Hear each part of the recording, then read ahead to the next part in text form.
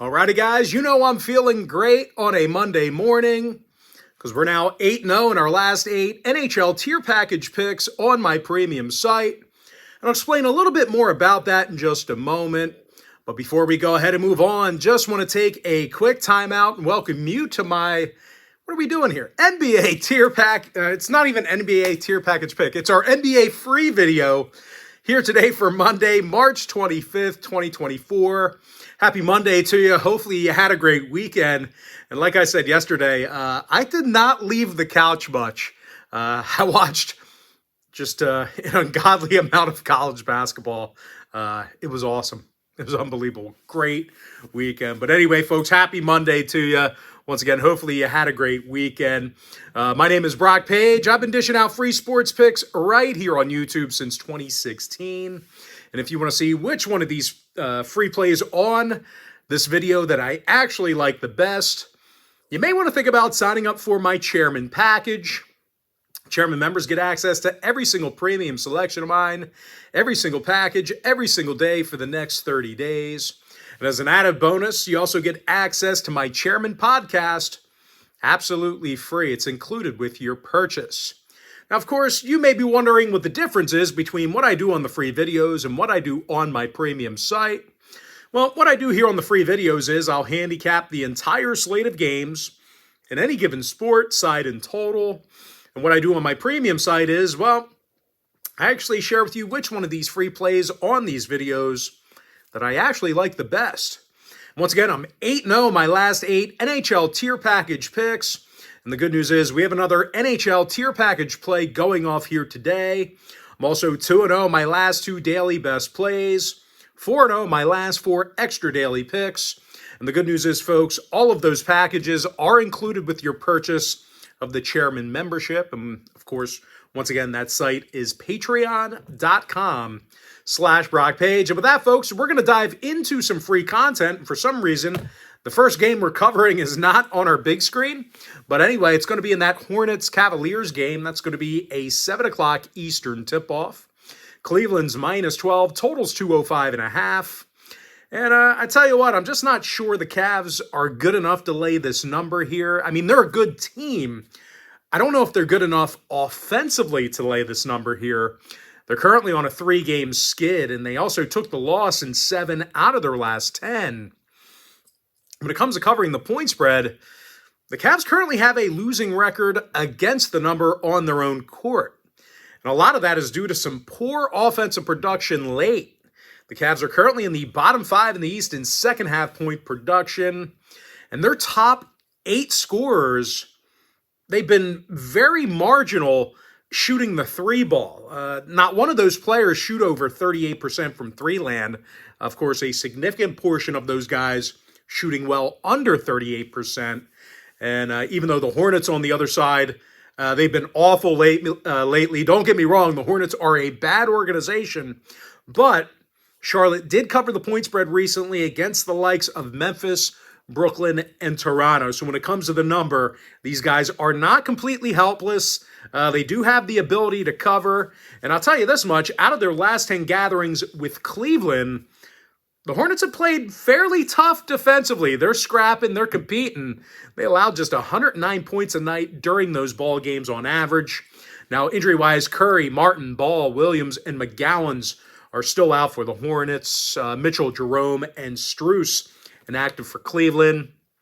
When it comes to the total, the Cavs did see unders recently against the likes of Minnesota, Indiana, and New Orleans.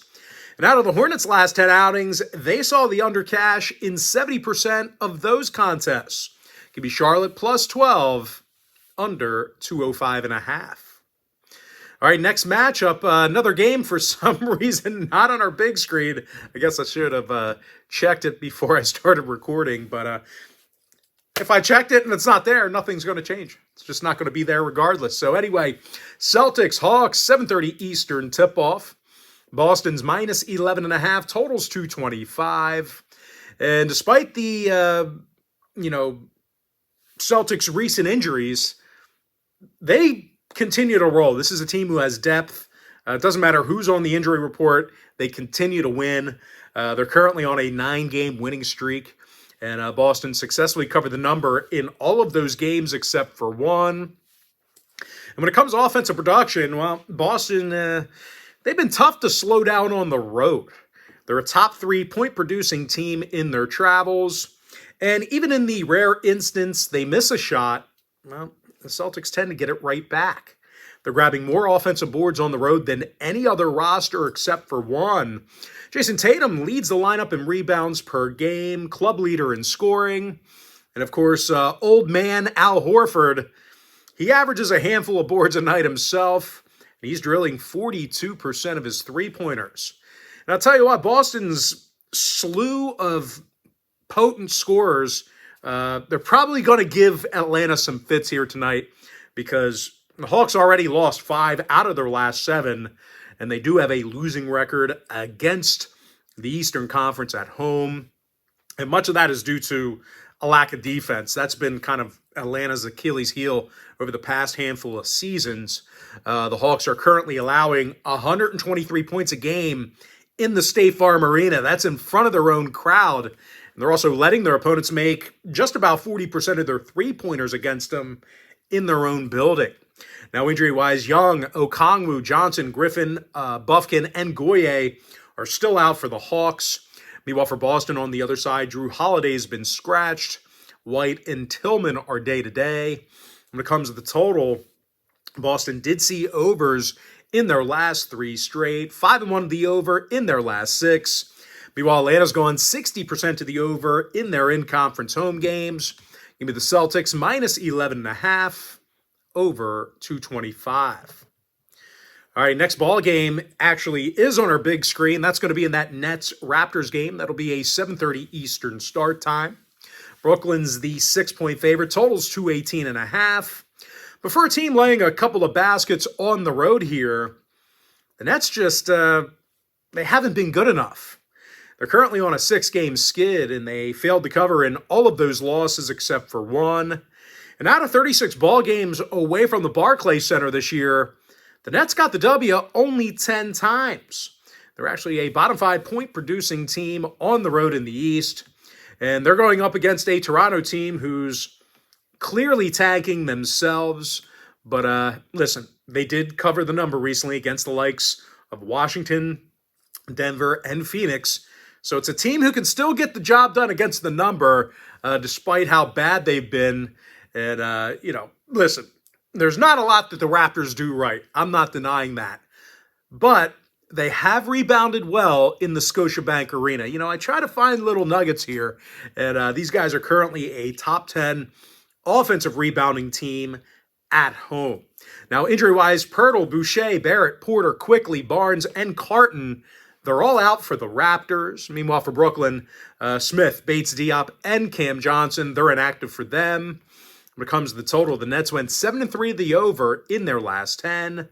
Meanwhile, Toronto saw overs recently against the likes of Denver, Portland, and New Orleans. Give me Toronto plus 6 over 218.5. All right, next matchup, Pistons, Knicks, 7:30 p.m. East. New York's minus 16, totals 210. Now, the Knicks got the W in 5 out of their last 6. They continue to dominate the Pistons. New York's won 14 straight games against the Pistons, and more recently, they held Detroit to just 101 points a night in their last 10 head-to-head gatherings. Precious, man, whew. Let's try to get it out here, Brock. Precious Achiuwa leads the active roster in blocks per game. Josh Hart averages the most defensive boards. And as a team, the Knicks are currently in the top 3 in the league in field goals allowed per game. And because of that, they're currently leading the East right now in fewest points allowed per game. And they're taking on a Pistons squad who can't get to the cup themselves. They're a bottom 5 point producing team in the East. And they've been little threat shooting it from three land. Detroit averages fewer three-pointers a game than any other roster in basketball. And as a result of that, the Pistons have gone just 5-28 in their road games. They're allowing over 122 points a night on D when they travel. Injury-wise, Gibson, Grimes, Duren, and Fontecchio are questionable for Detroit. Randall, Anunoby, and Robinson still out for New York. 7 out of the Knicks' last 10 outings did stay under the number. There were also 26 and 10 to the under at Madison Square Garden. And, of course, out of Detroit's last 8 ball games, the under cashed in all of those except for one. Give me New York minus 16, under 210. Next ball game, Suns, Spurs, 8 o'clock Eastern tip-off. Phoenix is minus 12.5, totals 233 and a hook. And even though this number stinks, I think the Suns should be able to get the job done here. They covered in, 4 out of their last 5. And they do average over 120 points a game in their last 10 gatherings with the Spurs. So if you're into historical trends, you certainly want to think about that one there. And of course, as of this season, the Suns are one of the best shooting teams on the road in the game. They're currently second in the NBA in offensive field goal percentage away from home. Kevin Durant makes 52% of his attempts from the field, club leader in scoring. Meanwhile, Grayson Allen knocks down over 48% of his attempts from beyond the arc. But it ain't just offense with Phoenix. These guys they're tough to shoot the basketball against. They're a top 5 defensive field goal percentage team on the road in the league. And if you do happen to get a shot off and miss, you're not getting it back. The Suns are in the top 3 in the West in defensive boards per game. Jusuf Nurkic averages 11 big rebounds a night, second on the roster in blocks. And they're taking on a Spurs club who's like no threat making it from long range. These guys are dead last in the NBA in offensive three-point percentage. Worst three-point shooters in basketball. And for some reason, the Spurs rarely get to the stripe. They can't even get fouled. They're averaging fewer free throw attempts per game than any other roster besides one. But I tell you, where the Spurs are in big trouble here today, it's that defensive effort. They're allowing $120 a night on the scoreboard, and they rarely get stops. San Antonio's allowing the second most field goals a game in the entire NBA. And out of 35 contests in their own arena, the Spurs took the loss in all of those games except for 8. Now, injury-wise, Victor Wembanyama, he is questionable for the Spurs. Damian Lee still inactive for the Suns. When it comes to the total, 5 out of Phoenix's last 7 outings did get over the total. They're also averaging over 120 points a game in their last 10 meetings with the Spurs. Meanwhile, San Antonio saw overs recently against the likes of Brooklyn, Sacramento, and this very Phoenix team. Give me the Suns minus 12.5, over 233 and a hook. All right, next game, Blazers, Rockets, 8 o'clock East. Houston's minus 13, totals 224.5. And even though I do hate this number here, the Rockets are red hot right now. Winners of their last 8 straight, and they covered the point spread in all of those victories except for one. Now, the Rockets are currently 25-11 in the Toyota Center. They've been tough to score against there. Matter of fact, the Rockets are the best three-point defending team at home in the game right now. They're also in the top 5 in the West in points allowed per game in their own arena. Freddie Van Fleet leads the roster in steals per game. Jalen Green averages a handful of defensive boards per contest. And even though Houston's not known for their offensive prowess, they're doing some good things on the offensive end of the court. They're a top 10 second-half scoring team. Now, they're also doing a nice job getting to the line. They're in the top 10 in free throws made per game as well. They're facing a Portland squad on the other side who puts a lot of people to the stripe themselves. They're in the bottom 5 in the league in defensive fouls. And the Blazers also like to bury themselves early.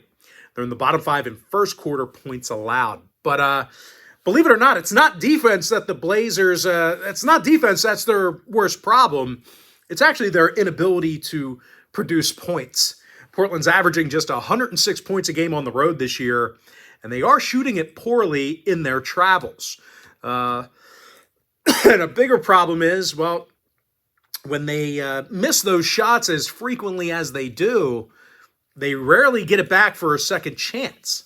The Blazers are dead last in offensive rebounding on the road. And out of 24 road games against Western Conference opponents this year, the Blazers got the W only 3 times. They have a win percentage of just 125 in that particular category.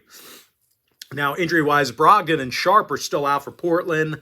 Thibault, Simons, Ayton, and Grant are questionable. Meanwhile, for Houston on the other side, Sengun, Eason, Smith, and Whitmore are still out for them. And when it comes to the total, the Rockets have seen a bunch of unders at home. They're 14-9 to the under against the West in the Toyota Center. Meanwhile, Portland saw unders recently against the likes of New York, Atlanta, and Boston. Give me Houston minus 13, under 224.5. All right, next matchup, Wizards-Bulls, 8 o'clock Eastern tip-off. Chicago's the 12-point favorite, totals 226. And I'll tell you, I'm not a huge fan of this number for the Bulls. You know, for a team laying a dozen points in this spot here, they haven't been overly potent on offense. The Bulls are a bottom 10 point producing team in their own building. And in those ball games in the United Center, the Bulls actually have a losing record against in-conference opponents. And aside from some significant offensive woes, the Bulls have struggled guarding the 3-ball this year on D. They're allowing just about 15 made three-pointers a game. There's only one other team in the NBA who allows more than those guys. And unfortunately for them, the Wizards do like to kind of chuck it up. They take a lot of shots. They're actually 4th in the NBA in attempts per game from the field. And it just so happens that late in games, a lot of those shots do go down. The Wizards are a top 5 point producing team in the 4th quarter in the East. Now, more recently, the Wizards have found themselves competing a bit on the defensive end of the court as well. I know you're like, there's no possible way Brock got that right. And I get it. Like, defense has not been their strong suit this year. Actually, the worst defensive team. But the Wizards have won their last 2 straight, and they allowed 109 points or less in both of those victories. So, yes, they have played a little bit of defense over the past week. Now, injury-wise, Jones, Kuzma, Shamet, Omorie, they're all listed as out. Jordan Poole's day-to-day. Meanwhile, for Chicago, Williams and Phillips are scratched for them. And when it comes to the total, the Bulls have seen their fair share of overs recently. They actually saw their last 6 straight get over the total. Meanwhile, Washington went 4-2 to the over in their last 6 themselves. Give me Washington plus 12 over 226. All right, next game. It is going to be Mavericks Jazz, 9 o'clock Eastern start time.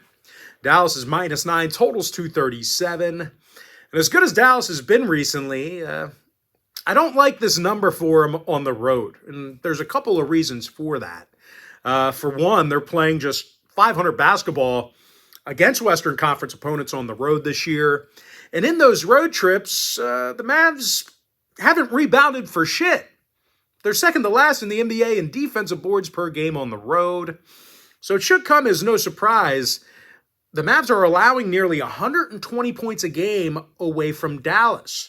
And of course, if you think Dallas doesn't have issues on offense, well, there are a few problem areas there as well that you need to know about. For one, the Mavs are one of the worst free throw shooting teams in the game. They're in the bottom 5 in offensive free throw percentage. And I'll tell you, they're just not rebounding well enough on offense either. They're a bottom 10 defensive rebounding team. They're a bottom 10 offensive rebounding team in the NBA. And I'll tell you, unfortunately for them, the Jazz have little issues underneath the basket on D. Utah's a top 5 defensive rebounding team in the West. John Collins leads the roster in rebounds per game. Walker Kessler snags over 7.5 boards per night himself. And out of 35 total games in Salt Lake City, Utah has done a nice job covering the point spread. The Jazz covered in 63% of those home games. Now, injury-wise, Clarkson and Yurt 7 are day-to-day. Lauri Markkanen also listed as questionable. Meanwhile, for Dallas on the other side, Kleba and Washington are questionable for them. Josh Green still out. When it comes to the total, the Mavs are 19 and 14 of the over in their road trips. Meanwhile, Utah saw overs recently against the likes of Houston, Atlanta, and Denver. Give me the Jazz +9 over 237. All right, next matchup, Grizzlies Nuggets, 9 o'clock Eastern tip-off. Denver's -15.5, totals 214. And, this is a really big number for a team who struggles covering the point spread. And I'm not talking about Memphis. I'm actually referring to the Nuggets, who have a losing record against the point spread in their in-conference home games. And more recently, the Nuggets failed to cover in 3 out of their last 4. Those were failures to cover against the likes of Portland, Minnesota, and Dallas. And there are a couple problem areas offensively that I think Denver better should be concerned with. For one, the Nuggets are little threat shooting it from three-land. They're making just 11 three-pointers a game. They're in the bottom 3 in the NBA in that category. And when it comes to shooting from the foul line, well, they've been insanely ineffective from the stripe. They're averaging fewer made free throws a game than any other roster except for one. And unfortunately, these factors tend to affect the Nuggets late in games. Denver's a bottom 10 fourth quarter scoring team. Aaron Gordon shoots just 28% from three-land. Julian Strawther makes just 37% of his field goals. And that's certainly not a great recipe for Denver because the Grizzlies do play some scrappy defense late. Memphis allows fewer fourth quarter points than any other team besides one. And out of their last 10 contests, the Grizzlies covered the point spread in 60% of those games. They've actually gone 21 and 15 against the number in their road games this season. Now, injury-wise, Kennard and Watanabe, they've been scratched for Memphis. LaRavia, Williams, Stevens, Bain, and Concher are questionable. Meanwhile, for Denver on the other side, Nikola Jokic and Jamal Murray are both listed as day-to-day. Gotta think maybe the Nuggets will sit these guys, give them a nice day off against a subpar team like Memphis. Now, total-wise, the Nuggets have gone 62% to the under against the West in the Ball Arena. Meanwhile, Memphis saw unders recently against the likes of the Spurs, Wizards, and Thunder. Give me Memphis +15.5, under 214. Next contest, Sixers, Kings, 10 o'clock Eastern tip-off. Sacramento's -9.5, totals 222. And I do think the Kings are going to have a tough time covering in this one.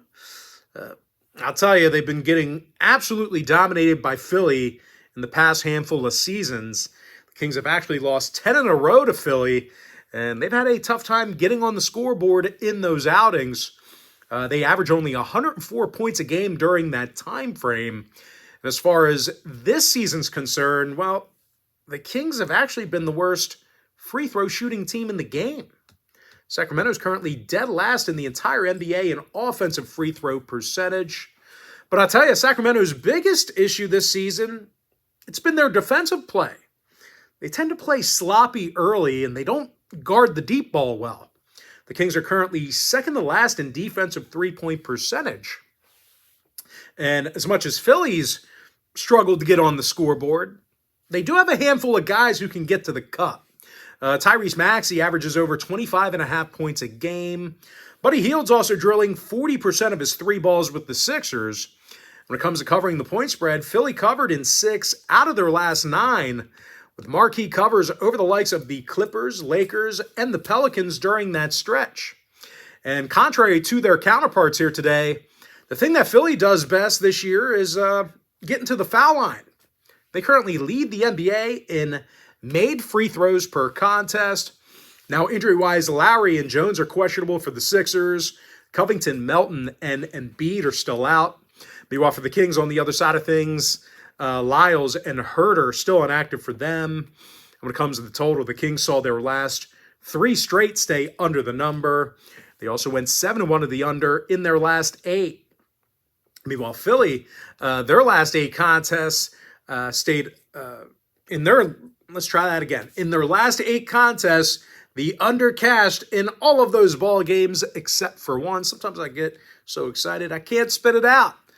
But what I do want to tell you is give me Philadelphia plus 9.5, under 222. And with that, folks, we're going to jump into our next and final breakdown for the video. Going to be in that Pacers-Clippers game. And that'll be a 10:30 Eastern tip-off. The Clippers are the 6-point favorite. Total's 233. And as good as the Clippers are, they haven't been a great covering team. LA failed to cover in 7 out of their last 10. And they currently have a losing record against the point spread in the crit. And even though there's not a ton that LA struggles with, this is a really good, well-rounded team. They do have some issues at times underneath the basket. LA is a bottom 5 offensive rebounding team at home in the West. And for some reason, the Clippers tend to leave that back door always open. LA's in the bottom 5 in the West in fourth quarter points allowed. Gets a little sloppy defensively late in games. And unfortunately for them, Indiana's the best scoring team in professional basketball. They're averaging a league-best 123 points a game, and they're making nearly 51% of their field goals.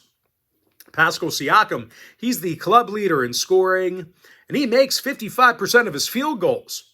Meanwhile, Aaron Nesmith, he knocks down 44% of his attempts from beyond the arc. Now, out of the Pacers' last 10 ball games, they covered the point spread in 60% of those outings. When it comes to the total, the Pacers saw overs recently against the likes of the Lakers, Chicago, and Dallas. They also went 7-3 the over in their last 10 gatherings with the Clippers. Meanwhile, LA saw their last 3 straight get over the total themselves, 7-3 the over in their last 10. Give me the Pacers plus 6 over 233. And with that, folks, we're going to dive into our quick pick recap.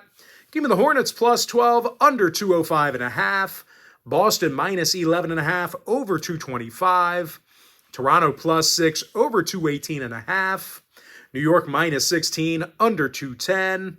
Suns minus 12.5, over 233 and a hook. Houston minus 13, under 224.5. Washington plus 12, over 226. Utah Jazz plus 9, over 237. Grizzlies plus 15.5, under 214. And give me the Sixers plus 9.5, under 222. And with that, folks, that's going to do it for me. Don't forget to check me out on my premium site. Now, if you do end up getting a membership here today on patreon.com/BrockPage, just a friendly reminder, you're going to get access to that membership every single day for the next 30 days. And as an added bonus, you're also going to get access to all of my cheaper memberships absolutely free. They're going to be included with your purchase. That's why I always tell folks that Chairman package, it's a full access, all-inclusive membership. It gives you access to every single premium selection of mine, every single package, every single day for the next 30 days. And as an added bonus, you also get access to my Chairman podcast absolutely free. It's included with your purchase. But most importantly, guys, got to thank you for joining me right here on the free video. Really hope you enjoyed all this great free content, all this great free information. And with that said, folks, happy Monday to you. Best of luck to you. And I look forward to seeing you later on today on my premium site at patreon.com/BrockPage.